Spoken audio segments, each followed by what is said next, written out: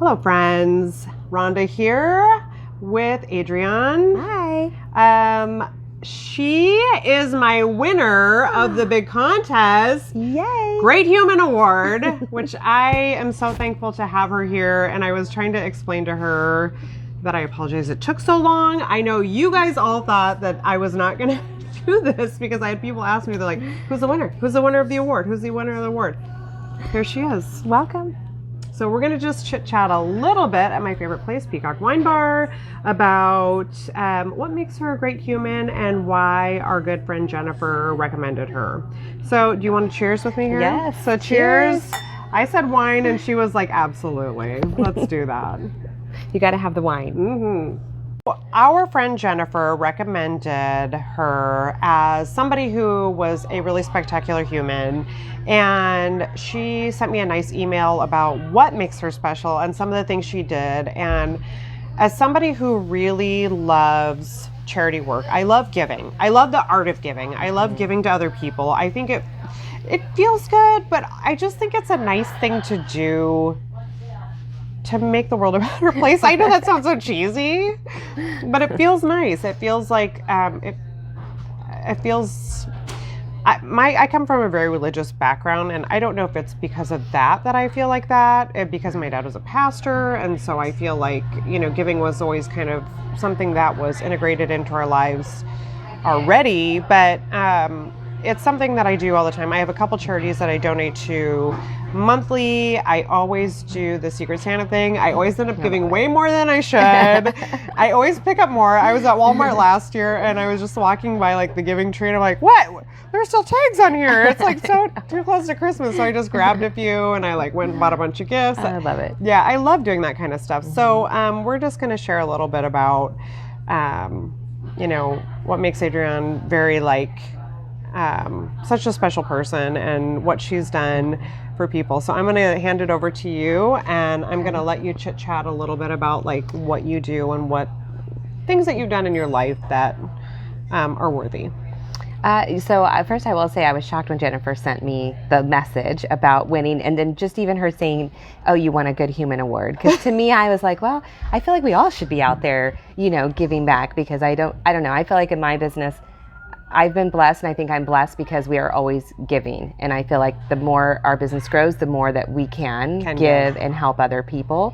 And so for me, my passion, I'm a foster adoptive parent. Okay. So I understand those needs of the foster families, the lack of funds they have nowadays. Yeah. Everything has been cut for them. And the amount of, honestly, mental health and struggles they have with our foster children. Which definitely does not get enough attention in our society. No, it doesn't at all. And just to even have appointments for these kids, I mean, you're talking, a lot of foster parents can't even have a regular job, and because their job is, my oldest has 7 mental health disabilities, but he's, a normal teenager, but the amount of appointments we have to go to. The therapies. Yeah. And, all of that for them. So my passion's always been in the foster industry, because I was a naive foster parent, had no idea what I was walking into. And when you go through classes and they tell you mental health, you're like, oh, okay, whatever. But I wasn't raised that way. I really don't think people understand. when they're like, hey, you're going to have a drug baby and an alcohol baby and this, and you're like, oh, you're okay. like, I can handle that. I don't even know what that means. I'm just like, okay. But once you're in it, and so that really shifted our view of like, okay, who are we going to help? And that's kind of where over the years, my biggest passion is the foster industry. We do a lot with ASA now and Jacob's community in Mesa. They now have, we're involved now in Shade Tree with them because they finally have one of the first therapeutic schools that helps children. A lot of foster children can't go to regular school. Yeah, teachers kick them out and tell them it's their behaviors, but the teachers, it's not their fault. They're not educated in trauma. Well, and they've got so many kids now in the classroom, and everybody's so distracted. All the kids are so distracted. They're all staying up too late, and they're all somewhat behavioral issue children anymore.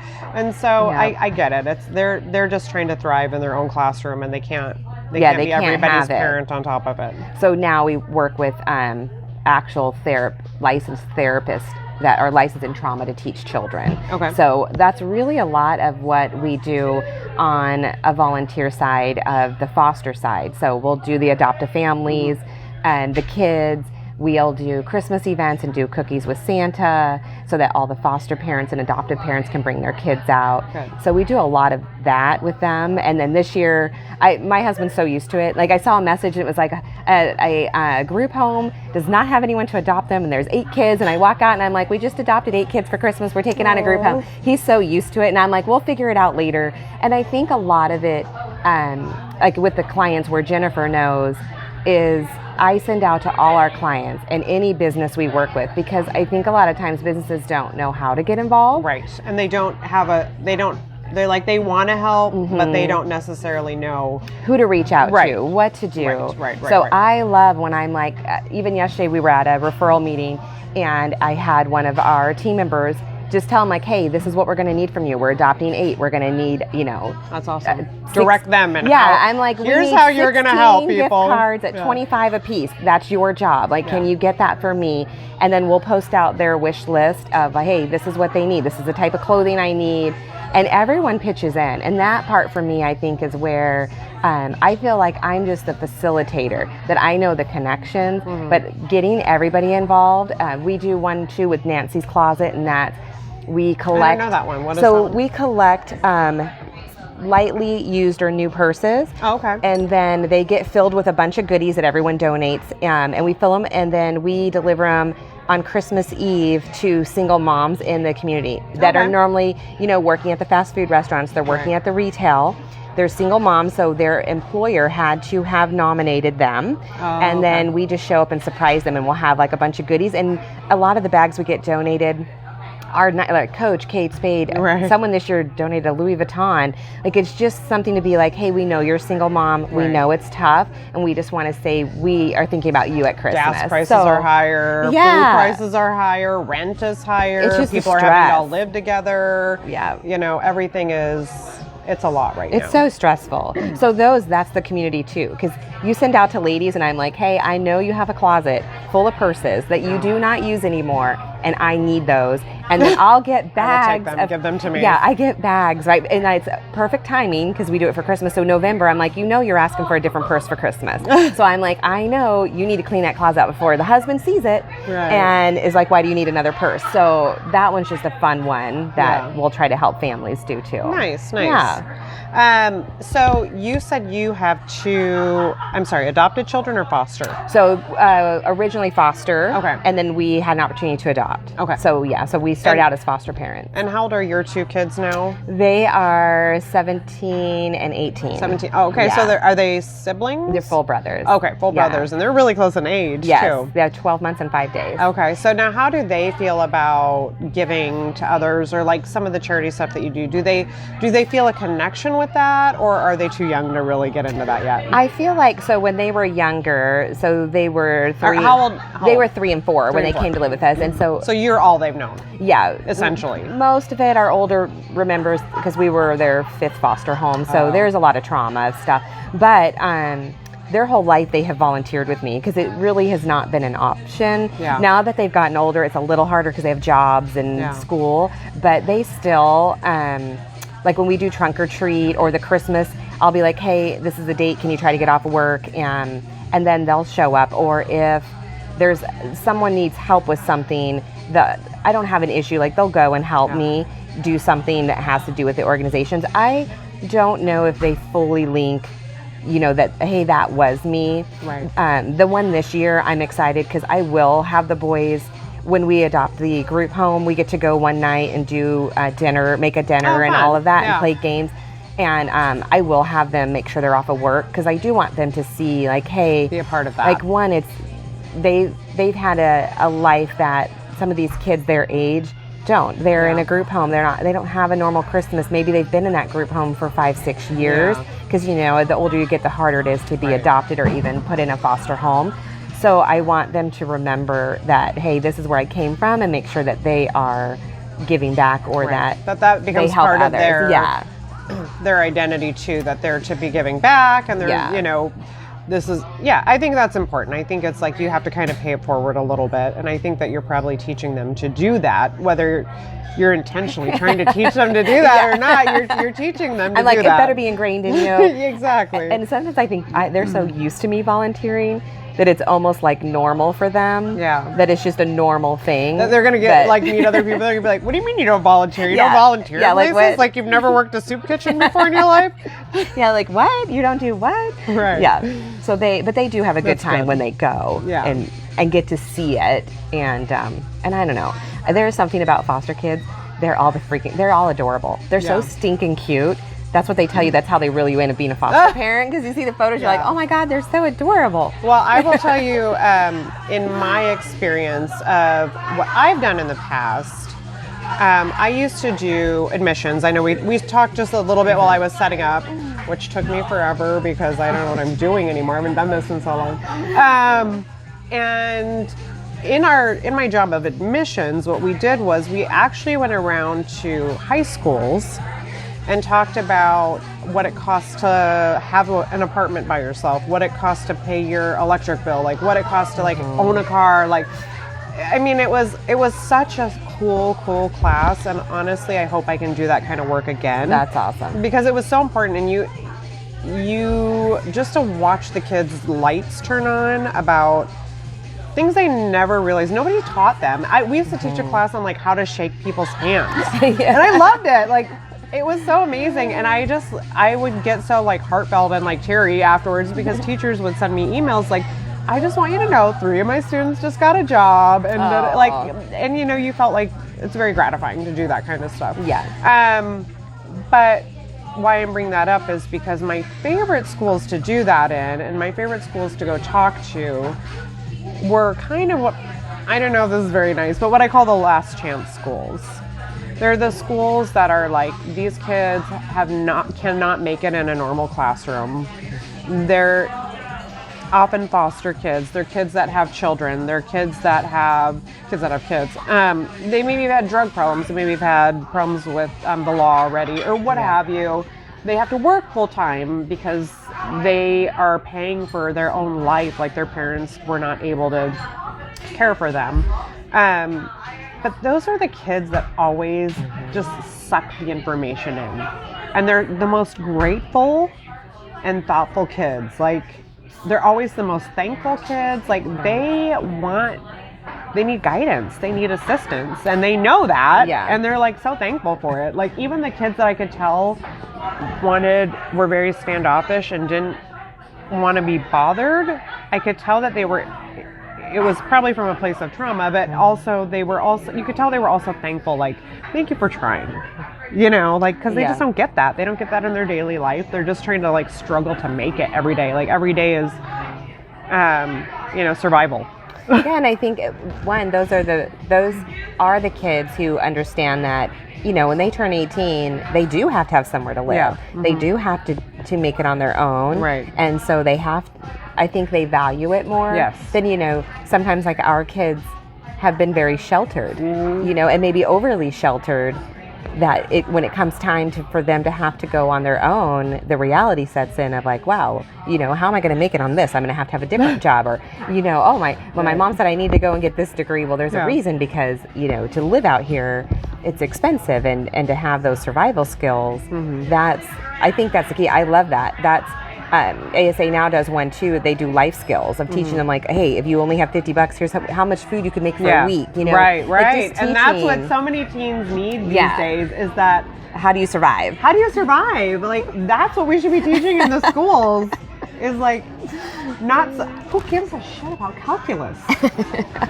Well, and I went to high school. We had 2 hours of office. That we learned budgets, and we had that in high school. So we learned all of that. Yeah. But even my kids, I'm like, hey, I'll say to them, I'll be like, look, I'm like, I moved out at 18. I had to work 2 jobs, and I lived on ramen noodles and 99-cent Burger King hamburgers.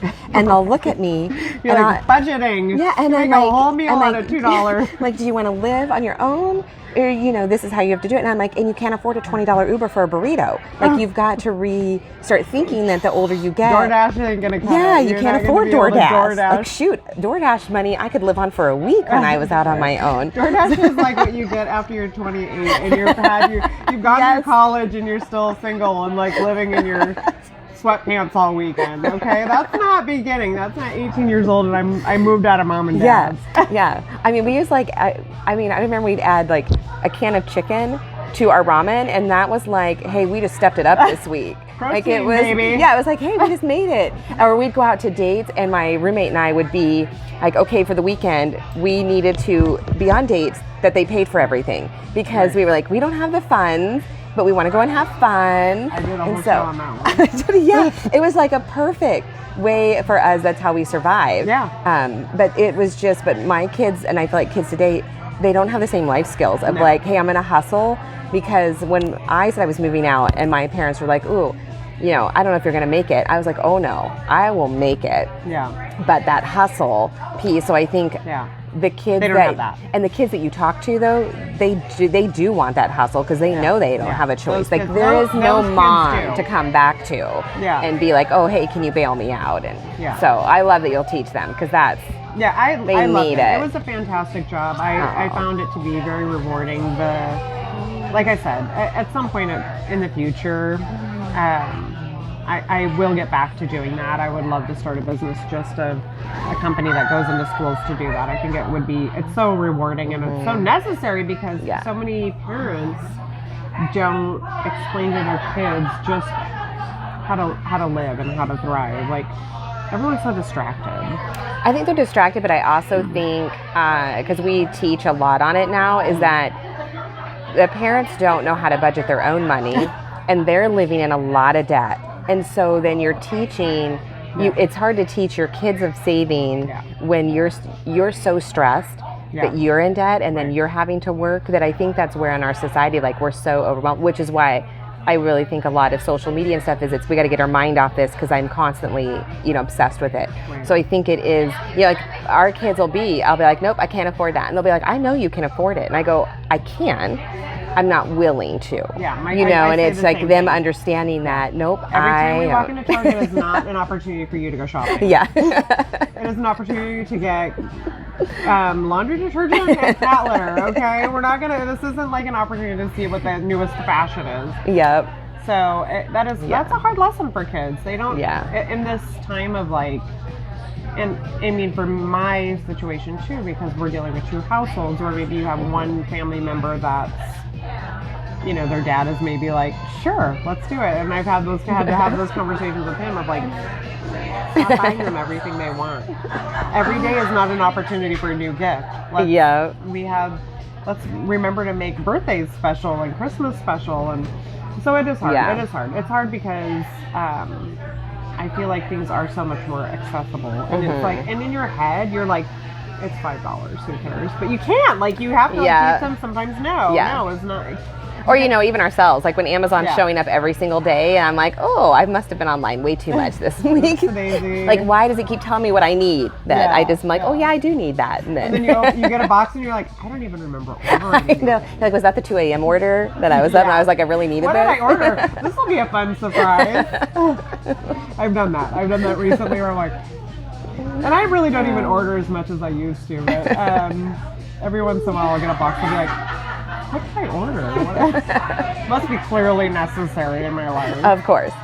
Yeah. So I know that we had talked about these foster kids that you're doing. So how did you come across them? Is this a group that you typically work for, or is it somebody that's reached out to you specifically and said, hey, do you know anybody? Really, it wasn't. It was just, I was scrolling on Facebook one morning, and someone had posted and said, hey, she was helping an organization, and they said there were 3 group homes that had not been adopted yet. And so on her post, she said, if you know anyone who would like to take either an entire house or could adopt a few kids so we can make sure.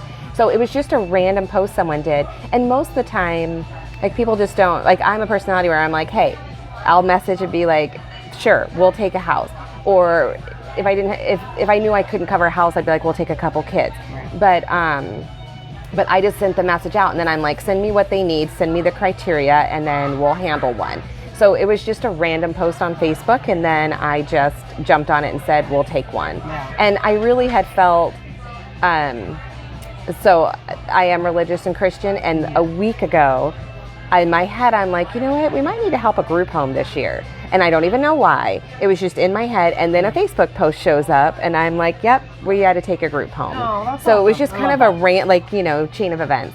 That's how we did it. And then I will just start posting to everyone in our groups, businesses, referral, and be like, hey, this is what we're doing. Yeah. And then we'll have no issue. Normally we'll have, those kids will be spoiled. They'll have so much stuff because everyone was. Yeah, it is fun. Like, we had an employee at my work last year that was very sick in the hospital, and we bought stuff for her kids, and me and my kids were like shopping for them, and I do find that really, that's something I make my kids do every Christmas. Mm-hmm. We're gonna buy stuff for other people. This is not about you. I want you guys to think, what do you think this little girl would like? And I make my kids buy stuff for other people because I want them to get used to, again, you know, sinking that seed into the brain, giving to others, making sure that we're taking care of other people. Right. When we have the means to do so. Sometimes even when you don't have the means, it's when it's important to like, this thing is like creepy. Sometimes even when you don't have the means, it's important to give anyhow. Like I don't know. I think it makes you feel better. Yeah, honestly, it's an endorphin of it is, and helping others. And I don't know if you believe in like The Secret or any of that, where you're putting whatever you're putting out is coming back to you. I do believe that the more grateful you are, and the more you can show yourself to be thankful for what you have, I think you have more to be thankful for. Yeah, I agree. So I do think that's a huge component of happiness in general. Yeah. Everybody's own personal satisfaction. I've known some really selfish people over time. And do you ever see that? Like where you're just like, I don't know. I mean, I don't want to like name names, but I have like people that, you know, you talk about giving and they're like, well, why are you doing that? Mm-hmm. What do you like? We used to get that. You see it on their face, like, what do you care? Like, why would you give them? Why wouldn't you buy something for yourself? Or don't you want to get something for yourself? Or like, who cares about? I don't know. Yeah, we used to get that a lot because Terry and I, you know, when people are like, oh, what'd you get for Christmas? Or what are you doing for Christmas for each other? So Terry's my husband. And I'd be like, we adopted a family. And they're like, what do you mean? I go, well, I don't really need anything. Right. He doesn't need anything. Right. So we just use the money and we give to someone who needs it, because technically I could go out and buy whatever I want when I want it. Exactly. And so it's not, so to me, like Christmas and holidays, it's just, I get the enjoyment of just feeling like, I did things for someone. Right. Like if I get a bunch of stuff and then I know there's a kid out there that didn't get anything, then I'd be like, well, that was kind of shitty. Like, why did you know, what kind of person are you? $500 new pots and pans. But poor little Timmy over there. Just wanted a pair of shoes, and I didn't get him his shoes. So it's just how my brain thinks. So I think it, and sometimes when I see people with lots of money, and they don't, and I think you just have no idea what you're missing. Because also it opens your eyes to every organization we've ever helped. It really has opened my eyes to have more compassion for different people. Yeah. Because you live in your own world, you know, you're in your bubble.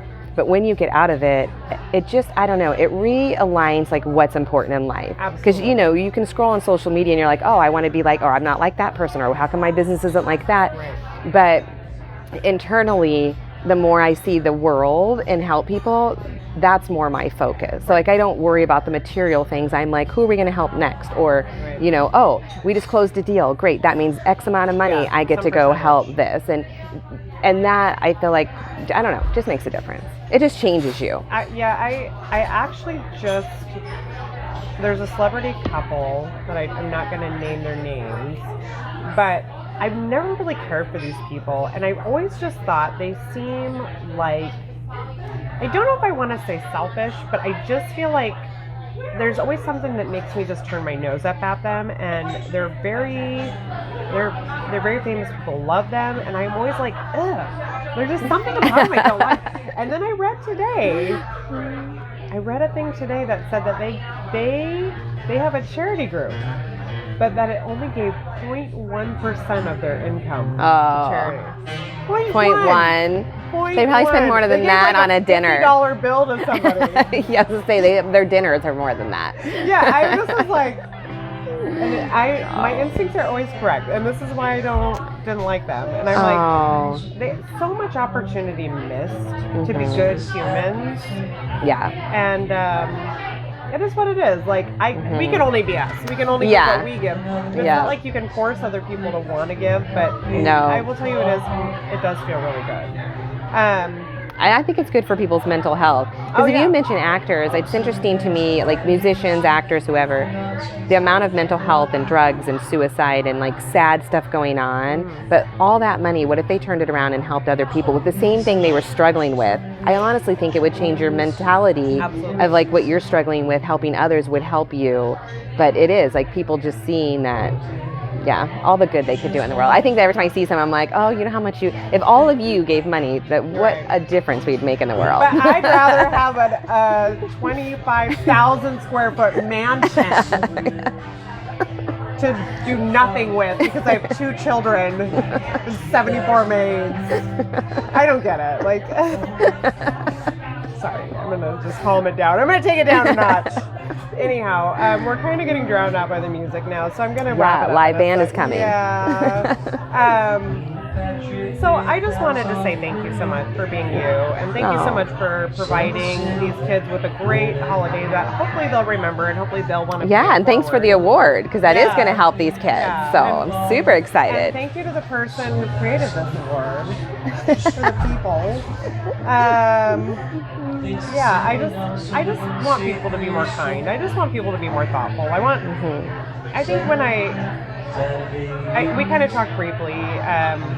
I mean, there's been a lot of things in my life that have made me want to work for people and made me want to like give to people. But I think working with kids, especially, makes you want to give more. Don't you just like it's like you're obsessed. You're like, no, we can't allow this. We can't allow little Johnny to not have a good holiday. Like we have to be there. We have to be there for us. Yeah.